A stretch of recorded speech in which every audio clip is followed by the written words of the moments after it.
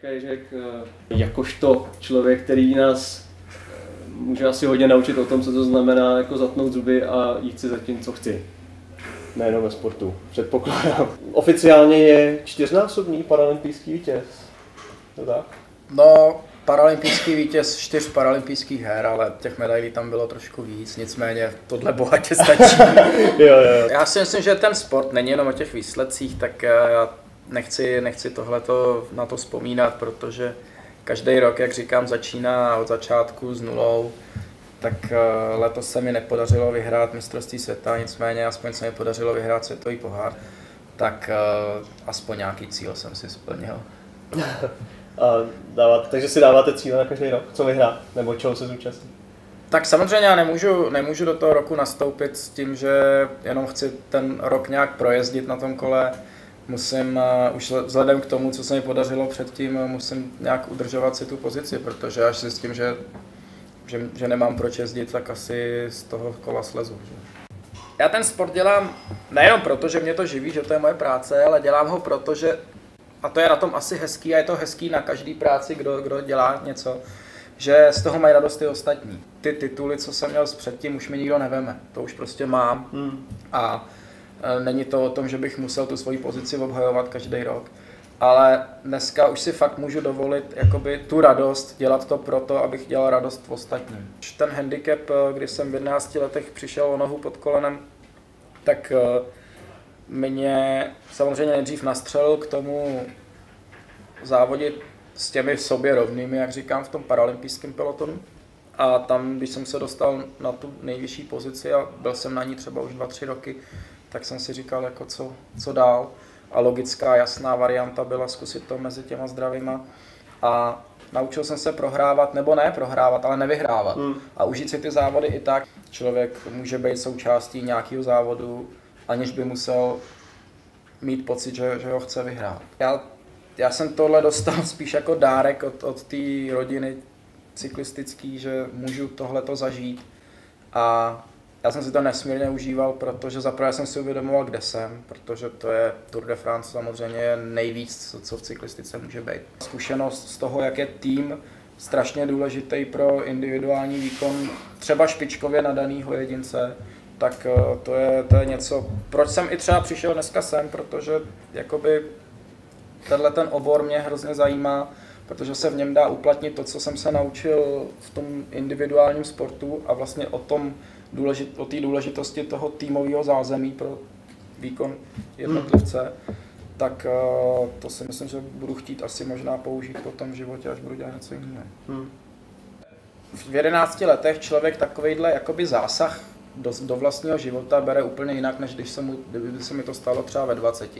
A já jsem byl rád, že spíš než abych vynikal, že jsem zapadl mezi ty svoje spolužáky a že prostě dělám všechno to, co dělají oni, ale neměl jsem nějakou ambici vynikat. A v podstatě až ten sport mi ukázal, že přece jenom touhu nějak uspět má v sobě asi každej.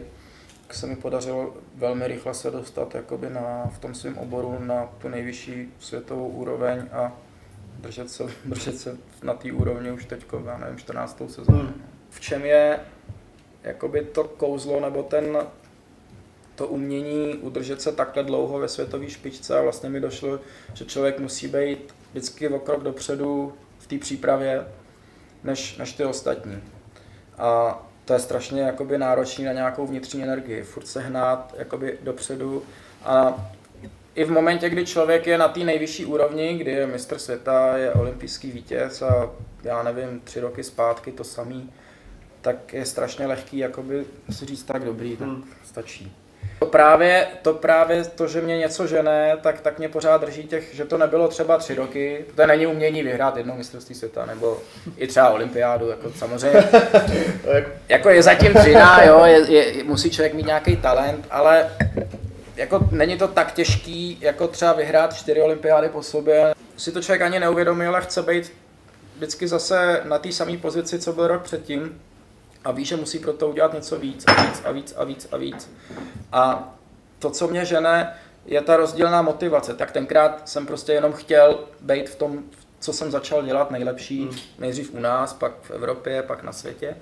4-5 let mi vydrželo že mě bavilo být motivací podobně třeba handicapovaným lidem.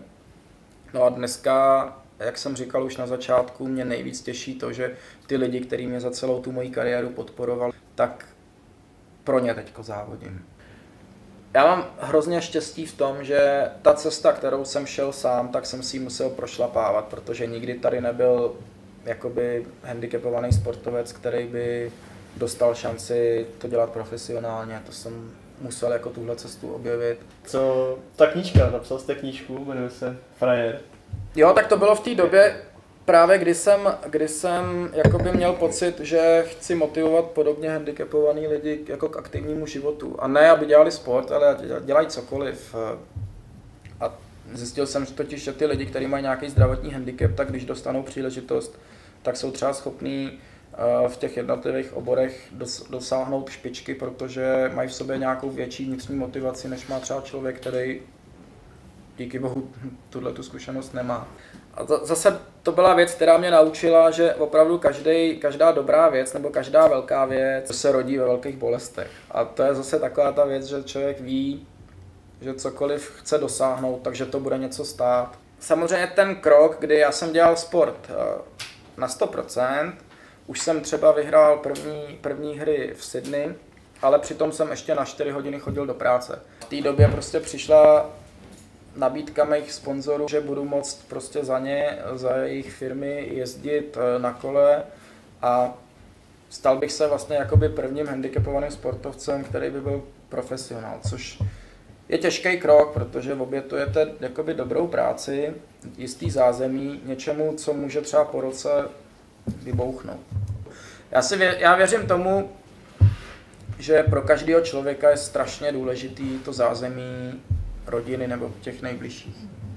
Že když člověk není v pohodě ve svých vztazích nebo když člověk není v pohodě v nějakém dobrém zázemí, tak to sebelepší práce nezachrání. Nebo může tu práci to zachránit na chvíli, ale je strašně důležitý být v hlavě jakoby v pořádku, vyrovnaný a pak člověk může podat ty nejlepší výkony v tom, co dělá. Já si myslím, že fakt nejdůležitější je mít v té práci nebo vytvořit v té práci takovou atmosféru, že ty lidi pracují rádi nebo do té práce chodí rádi. Člověk potřebuje v té firmě být svobodný na to, aby jakoby nějak rozvinul svůj talent, ale zase pokud je té svobody moc, tak ten člověk se začne flákat, což aspoň teda já na sobě to vidím, že? Tak jo, děkuji za tím. Radim Špaček, co mám říct, režisér, herec, taky? Příležitostný. Zneuznaný. Producent. Velmi okrajově. Ještě něco by si znal? Organizátor Bollywoodského festivalu. Bollywoodský festival, ano. Velmi zajímavá věc, k tomu se určitě dostane. Já jsem se vždycky snažil, když jsem třeba chodil ještě na FAMu, nebo jsem tak jako, tak jsem vždycky chtěl být spíš něco, že bych říkal filmař, jo, protože já jsem vlastně byl dost alergický na to, když z nás na škole chtěli mít ty režiséry. A jak jsem záhy zjistil, tak to spočívá v tom, že prostě sedí člověk na té židličce s nápisem direktor a všechno řeší buď po vysílačce, nebo to za něj řeší nějaký asistenti a tohleto mi bylo vždycky tak jako odporný. Už jsem si vyzkoušel, že asi není úplně rozumný, když fušuju do jiných profesí, kterým třeba buď tolik nerozumím, nebo který tolik neumím. A tak, no, takže jako režisér. Film Pouta, možná jste viděli, kdo? Pozbíral teda kolik? 5 cen jsem si tady někde našel, 5 cen filmové kritiky a 5 lvů českých, je to tak? Jo, nejlepší film roku a tak dále. Režie taky. No, za ten 20, no. Po roce už to vyhraje jiný film a jo, jako, myslím, že i jak ve sportu, tak v této branži to rčení Všechna sláva, polní tráva platí naprosto maximálně. A tak samozřejmě byl to perfektní mejdan v té Lucerně, když jsme dostali ty lvy a tak jsme to tak jako pěkně oslavili, ale člověk teďka točím další film a vím, že třeba to jenom to jako překonat, nebo vlastně být aspoň jako na té samé úrovni, aby si lidi neřekli, ježiš, tak tam to bylo dobrý, ale to už vůbec, to už není ono. Tak aspoň zůstat na té samé úrovni, to je, a nesklamat ty očekávání. No točí se z toho člověku hlava, jo. Já prostě chci udělat něco, co ty lidi budou bavit, nebo je dojme, nebo přijdou na jiné myšlenky, nebo začnou přemýšlet o životě jinak. Ale určitě ne proto, aby pak se šel člověk předvádět před nějaký kravaťáky jako do Lucerny. To není ta pravá motivace. No. Ono se to se mnou vleče tak jako už od narození, že jsem byl od malička, tehdy se říkalo zlobivý, dneska se říká hyperaktivní, prostě byl jsem nezvladatelný dítě.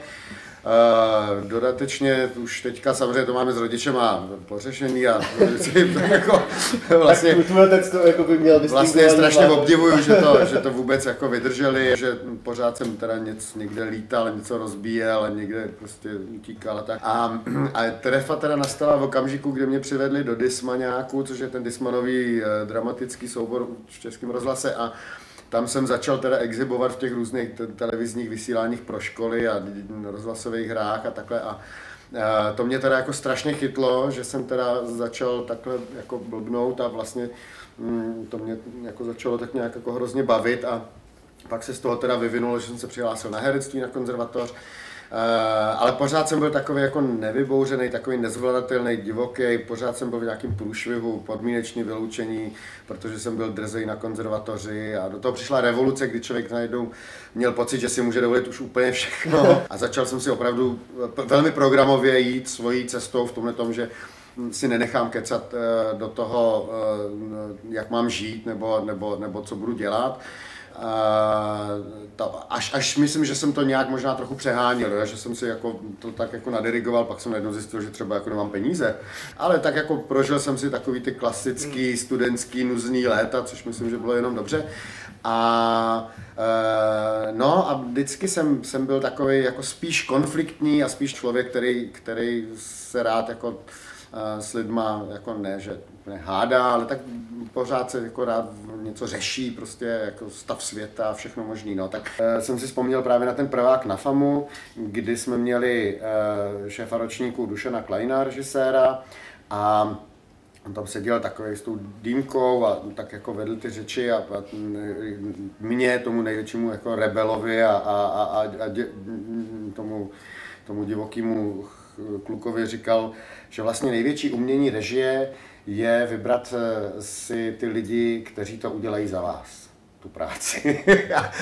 A já jsem tomu nemohl věřit, já jsem byl úplně prostě v šoku a úplně jsem ztratil všechny iluze a vůbec jsem na té škole jako nechtěl být, jo. Tak jako tak, že to bude o tobě. No jasně, no tak já jsem myslel, že prostě budeme točit, že prostě jako poznávat ty kolegy a prostě vezmu kameru do ruky a něco si sám, no vy si to sám chcete natočit, jako to ne, tady na to máte kameramana, jo. Takže jsem dokončil ten prvák a s velkou úlevou jsem teda odjel do té války, do toho Sarajeva, kde jsem teda zjistil, že je nějaký potenciál natočit třeba nějaký film a něco tam udělat, něco po mým, něco prostě po tom, co a ne tak, jak to po mně chtěli na té škole. A dneska už můžu konečně ocenit tu větu, kterou jsem tehdy slyšel, akorát, že to není tak, jako že by ten režisér tam jenom seděl a nic nedělal a oni by makali za něj. Jo? Já myslím, že to je vlastně nejdůležitější, je vybrat si ty dobrý spolupracovníky, se kterými si dobře rozumí a který dokáže právě hodně dobře namotivovat, aby je to bavilo.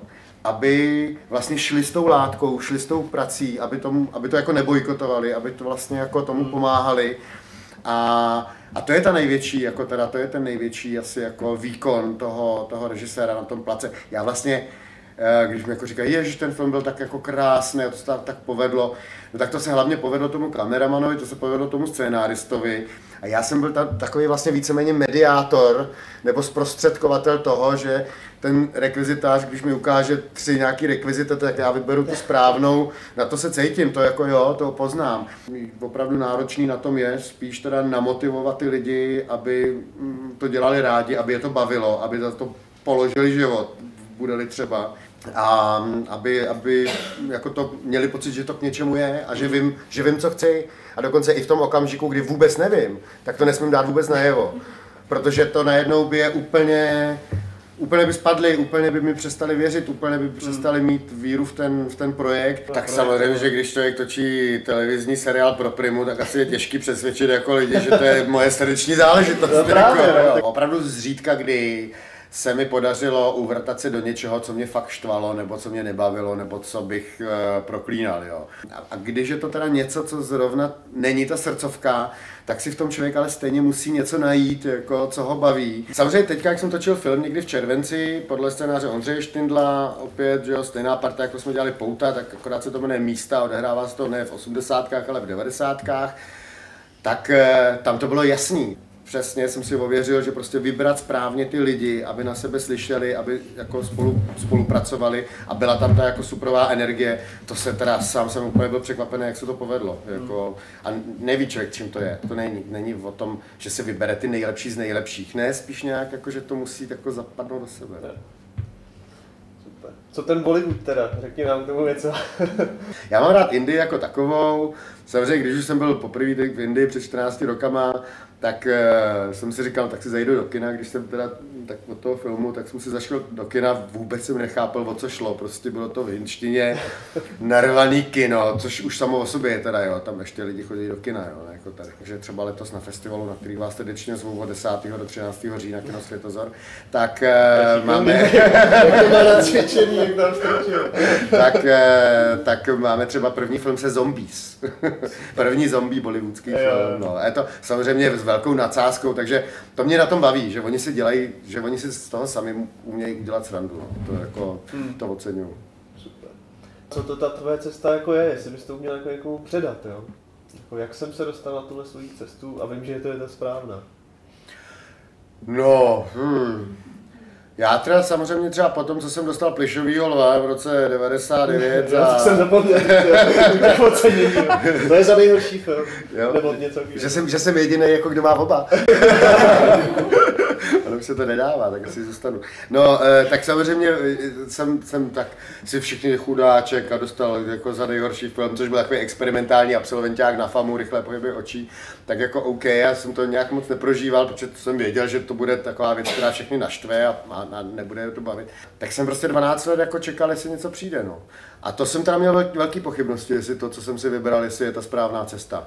To jsem vůbec netušil, jo. Tak jsem dělal nějaký dokumentíky, hodně jsem teda cestoval, tak jsem tak jako se snažil něco, ale to jsem myslel, že už je po sezóně, že už jsem to zabalil a že už jako nikdy nic jako nebude, jo. A pak najednou díky tomu, že jsem začal točit tu komerčárnu, seriál Letiště, tak ten samý producent pak za mnou přišel, padli jsme si do voka, zjistili jsme docela asi šikovnej, tak mi přinesl scénář na Pouta, který předtím měli dělat dva jiný režiséři.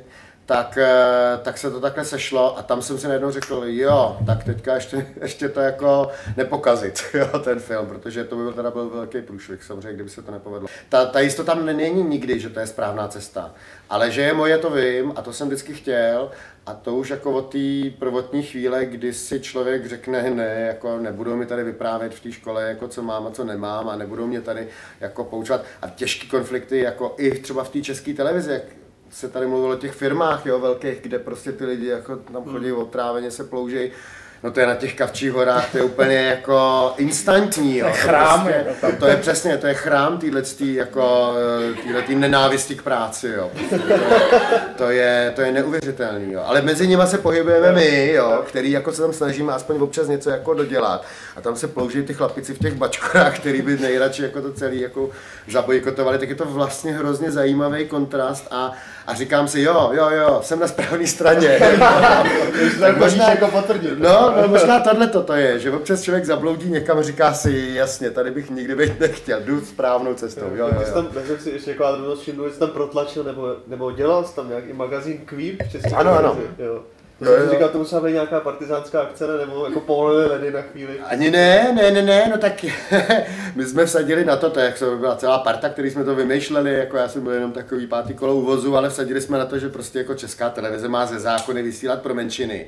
Tak jsme říkali, kde to tady máte? A pak nezbylo nic jiného, jako protože nikdo jiný se do toho nehrnul a říkali, aha, no, tak máte pravdu, to musíme, no. Tak jo. No, jaký dobrý čas. No, tak ono vždycky stačí to navlíknout jako na to, že vlastně že to jinak nejde. Hezky. Super, díky. Tak Ondra Čihas ještě nepromluvil, neměl příležitost. Ondra Čihas je inspirátor a postrkovač. Tak koho postrkuješ a kam? My jsme přišli na to, že že pro nás je jako strašně důležitý chovat se stejně v práci jako doma. Že prostě oddělovat tyhle ty dvě světy je prostě nesmysl, protože v té práci jsme strašně dlouho z toho dne. A chovat se jinak tam a tady, tak je to prostě blbost. A jeden z těch průvodních znaků je to, že si každý může dát na vizitku to, nebo nazvat se tím, jak se cítí, co dělá. A takže asi normálně bych byl něco jako marketingový ředitel nebo něco takového. A to mi vůbec jako nesedělo, protože já nikoho neřídím. A mám rád nové věci, tak jsem ve finále ve svém životě skončil u marketingu přes nějakého novináře a spoustu dalších věcí. Protože si tam jako můžu dělat, protože to je o nových věcech, protože to je pořád o tom jako vymýšlet, co všechno se dá dělat.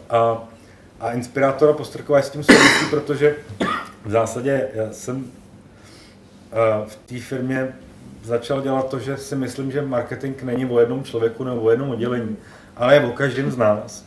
Je o tom, že když chcete, aby ta firma byla úspěšná, aby fungovala, tak potřebujete, aby ty lidi v té firmě dělali to, co mají rádi a přinášelo to nějaký užitek. A pokud tohleto je splněný, tak a potřebujete o tom dát vědět někomu ven, tak ale nejvíc funguje to, když to dají vědět oni, ne já. Proč tam má být vyprostřed nějaký článek, který není v rámci toho kmene těch lidí, kteří by spolu měli mluvit. Jo. Takže chci, aby když jsou u nás nějaký, já nevím, deployáři, vývojáři, UXáři, všechno možný, tak aby mluvili s tím svým kmenem, z těch ostatních firm, z těch ať už partnerů, nebo klientů, nebo konkurence, cokoliv, aby byli v tom kmeni, aby se tam prosadili, aby tam byly ty autority a na ně se obraceli. Já nevím, jestli mám osobní to být za každou cenu jiný. Já to nechci jít s davem, takový to, co říkal Radim, přesně jako, je to citát někoho, skoro válem od někoho. Když vidíte spoustu lidí jedním směrem, tak je přesně na čase se otočit a jít přesně na tím dole.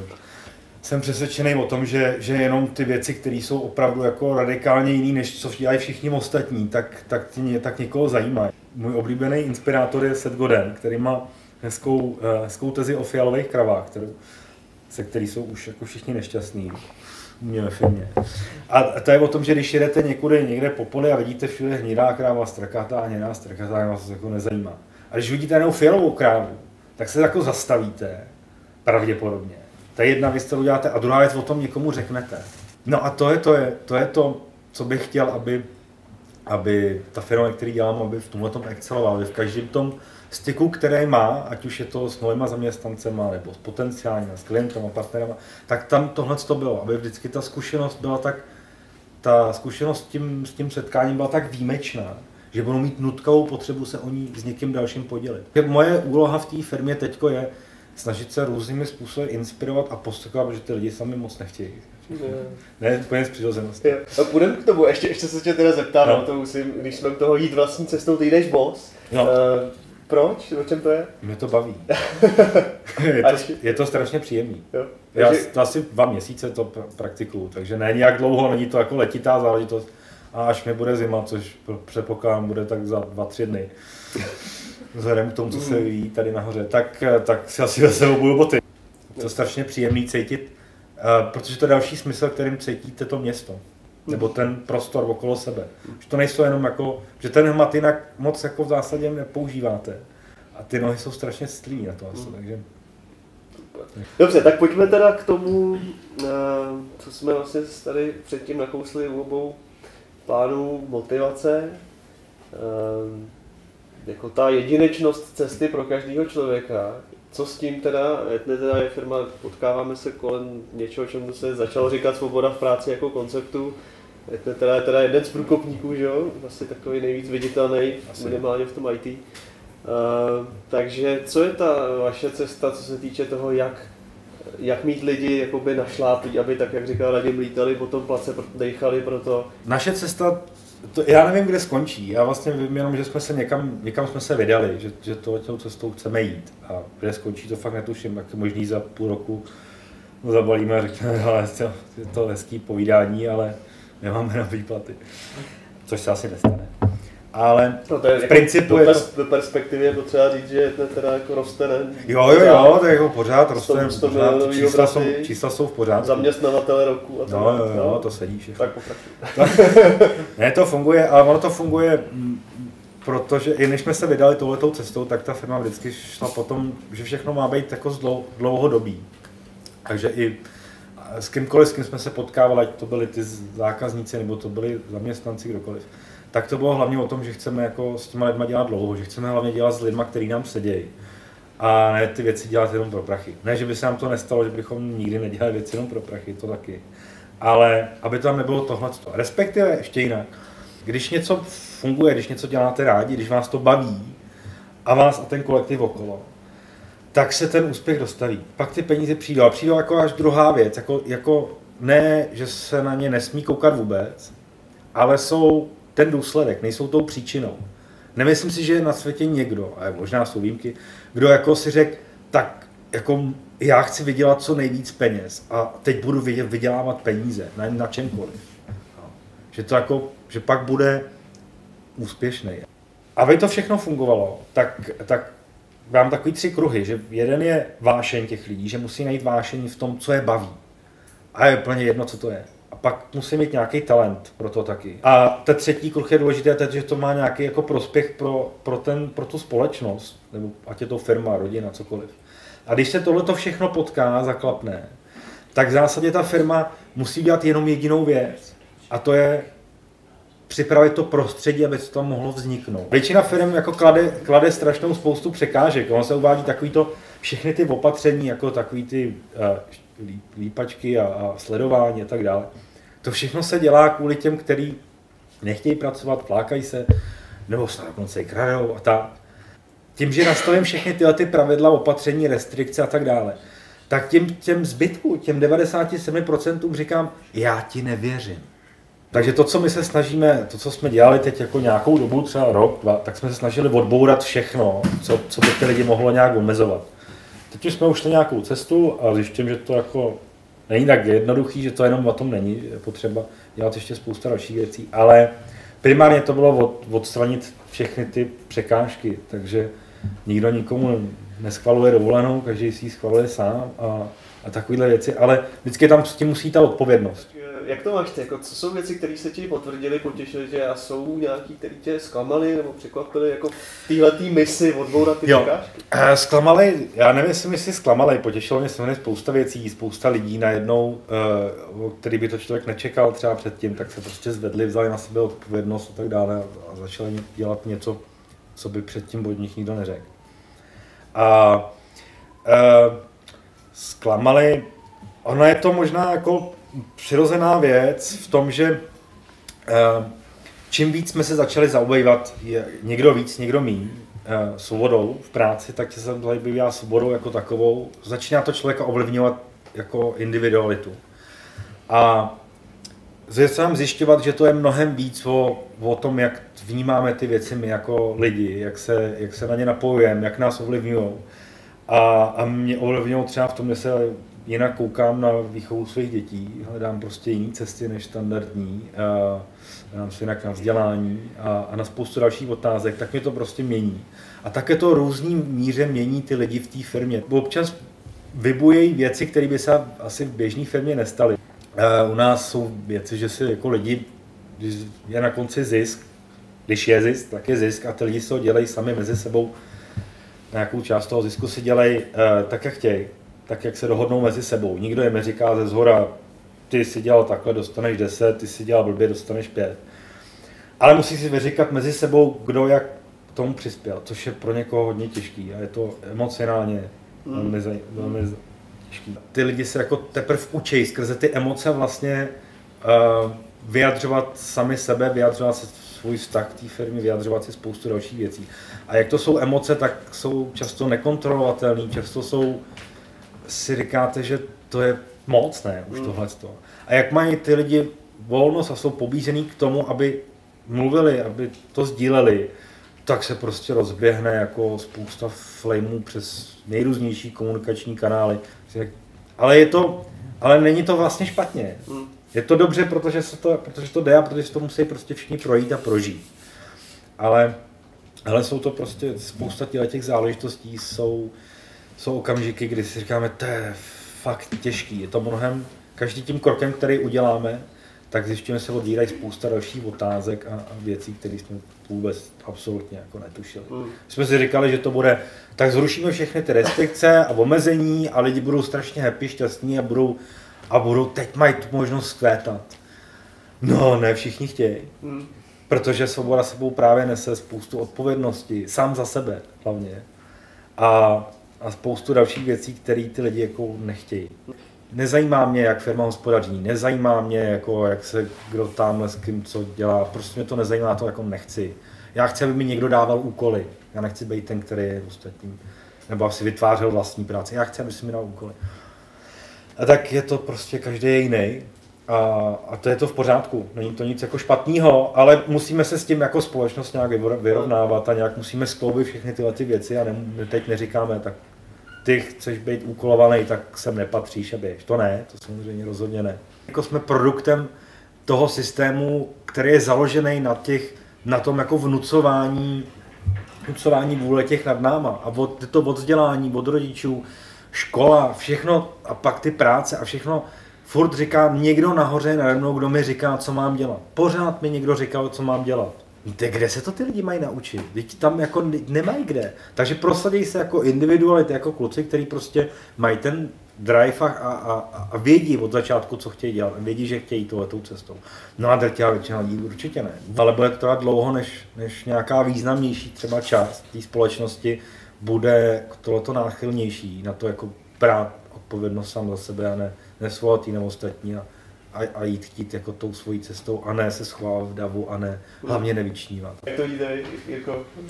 No já taky věřím, že to nebude tak jednoduché, že to nepůjde tak rychle, že to nebude jenom generační odměna, protože taky věřím, že to jakoby se zlepšuje, ale že to je fakt třeba procento po procentu.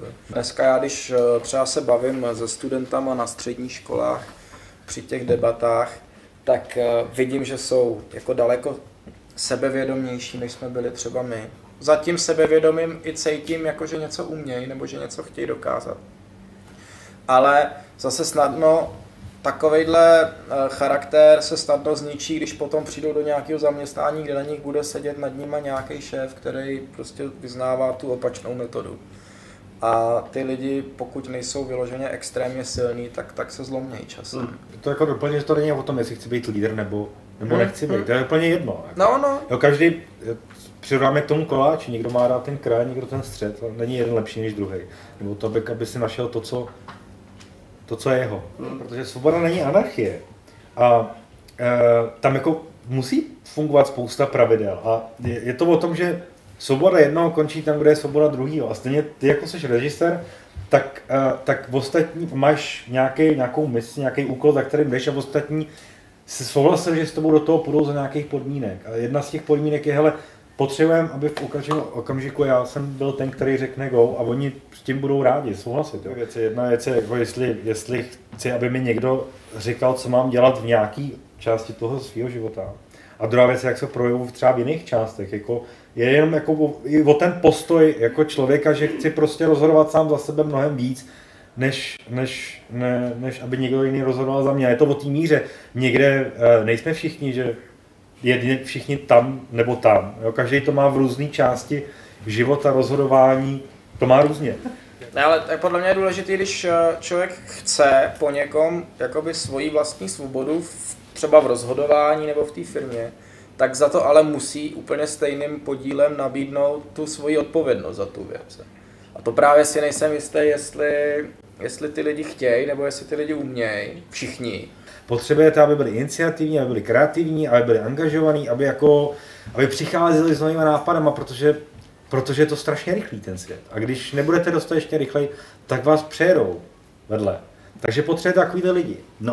Ale takový lidi nemůžou se projevit ve firmě nebo ve společnosti, která všechno tohleto jako iniciativu, kreativitu a angažovanost zadušuje jako všema těma pravidlama. Vždycky se někdo musí zvednout a tím lídrem musí chtít být, protože to je ta jeho vášeň, on to chce dělat. No a ty lidi si volají toho člověka z toho pohledu, že se k němu jako přihlásejí.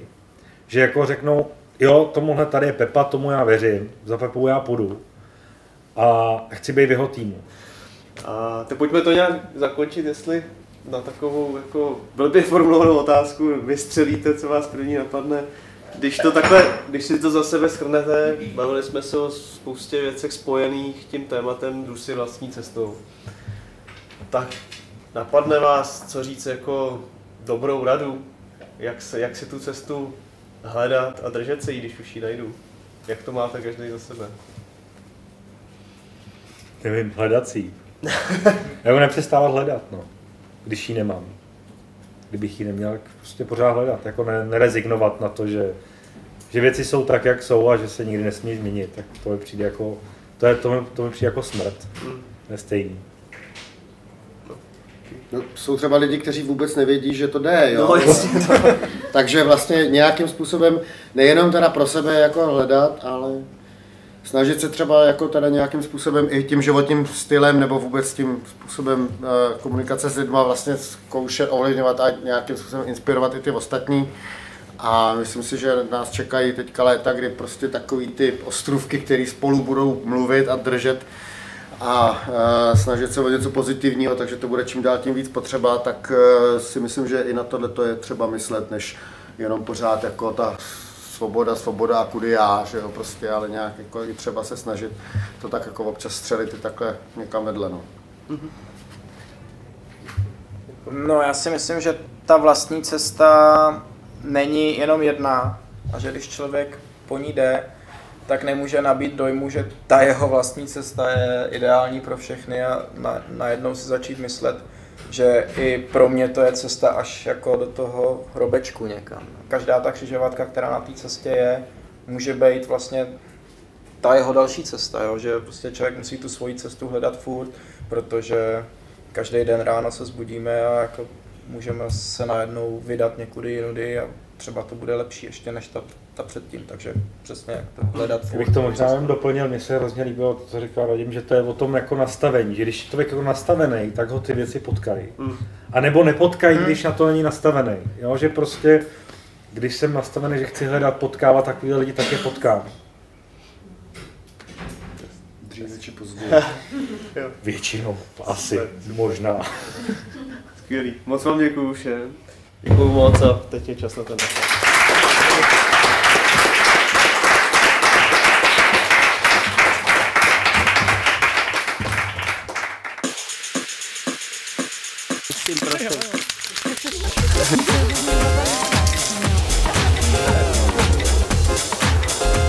Pro případ, že byste se chtěli fotit, tak doporučuji ty kapitě. Honza je vlastní cesta.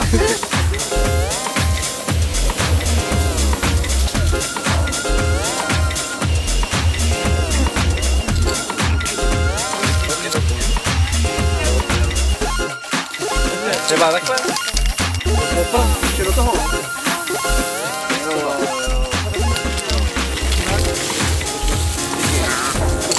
Zelenou.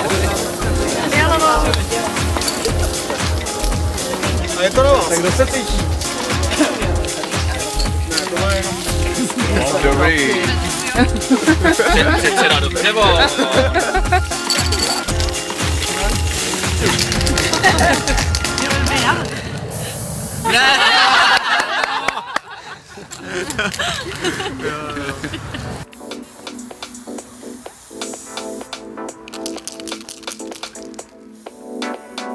Ty lidi, tak jak jsme je sem pozvali, tak já jsem doufal, že se povede to, co se myslím, že povedlo, že se jako na sebe vyladili, že jsme jeli učili jako 2 hodiny v takovém jako základním porozumění, ačkoliv každý je úplně jiný a dělá to, co dělá, různé věci. Takže jakoby lidsky jsme se v tom potkali a že to určitě, nebo já jsem měl ten pocit, že to musí být inspirativní už jenom jako tou energií, kterou to vytvořilo. Bylo to super, zajímavá kombinace lidí. Ne, ale to, co jsem si z toho odnesl, tak je hlavně to, že vlastně je asi jedno, co děláme, ale když nás to baví, tak v tom budeme dobrý, nebo máme aspoň základní předpoklad v tom být dobrý. A to je asi pro mě největší plus z dneška. Myslím si, že je to fajn spojení těch různých oblastí, ve kterých si ty lidi nějak realizujou. A já jsem se snažil tohleto právě na těch sociálních sítích nějak zdůraznit to, abychom si našli tu svoji vlastní cestu a aby vůbec měli tu odvahu tam být. Co z toho dneška tě tak nejvíc oslovilo? Asi Ondra s Etmeterou, protože to je moje srdeční záležitost, svoboda práci. No a potom graffiti. A budeme kupovat spreje zítra. Chceš do televize? Ne. Takže Marto, která z těch poznámek je pro vás nejdůležitější dneska? No, já jsem úplně nadšená z Jirky Ježka. Obdivuju ho už jako spoustu let za to, co dělá a jsem hrozně šťastná za to, že tady byl. Mě zaujalo úplně všechno, o čem mluvil. Nejvíc mě oslovilo to, že abych já mohla být pozitivní vůči ostatním lidem a motivovat je, tak si musím najít ve všem něco sama, co bude se líbit mě.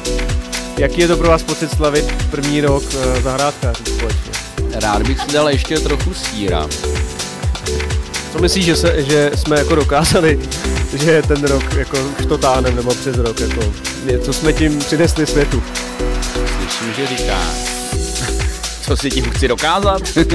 Hosté byli velmi zajímaví a celkově i ta idea svobody v práci mě velmi nadchla a zároveň, že ta svoboda vlastně není svoboda bez pravidel. A jít vlastní cestou se vyplatí. Zuzanko, prosím tě, co si z dnešní akce budeš pamatovat? Já bych chtěla říct, co mě utkvělo z dnešní akce. A to, že je důležitý být vždycky v přípravách krok před konkurencí. Krásný. Že to řek? No. Že to je o tom dělat to, co má člověk rád a cítit se v tom dobře, i když to třeba může trvat 12 let, jako říkal pan režisér, a že ten výsledek se nakonec dostaví. U všech třech se to vlastně opakovalo.